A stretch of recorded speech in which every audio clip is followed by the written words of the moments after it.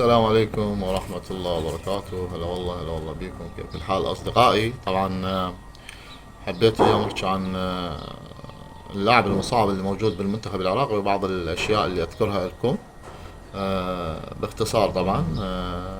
طبعا أول شيء الحمد لله والشكر إنه منتخبنا مكتمل، جاهز لمباراة الكويت يوم الخميس الساعة يمكن أعتقد 9:30، وإن شاء الله تعالى منتخبنا يفوز، لأنه بالكفة هو أفضل.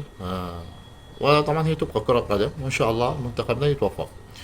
طبعا أيضا أريد أشكر النقطة الثانية اللاعب مهدي كريم، اللاعب السابق المنتخب العراقي مهدي كريم، لتفانيه وسهرة على المنتخب العراقي. ويجوب احنا شفنا فيديو له يجوب، طبعا فيديو كان مخفي، يجوب مقر الإقامة مع المنتخب بالبصرة، مقر إقامة المنتخب بالبصرة هناك، ويحاول يمنع التدخلات، يحاول يحافظ على أسعارهم، ويحاول يحافظ عليهم، ويحاول يحافظ من أي إن شخص يجي يتدخل أو يدخل لهم،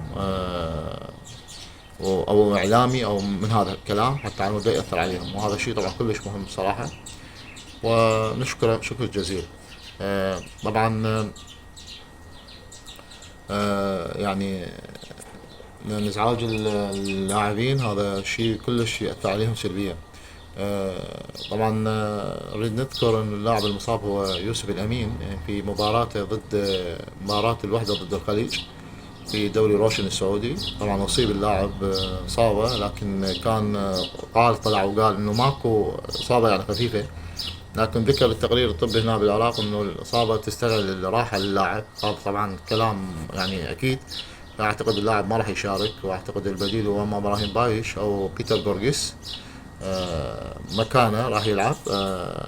لكن هو طبعا يوسف خسارة طبعا انه ما يشارك، لكن قد يشاركوا بالطراحة، الشوط الاول الشوط الثاني يشارك. آه، خلينا نشوف. طبعا البركة بالموجودين، وقد يخلوه يشارك يعني بالشوط الثاني. نتمنى يعني انه الله سبحانه وتعالى يشافيه ويشاف كل لاعب مصاب. شكرا ومع السلامة.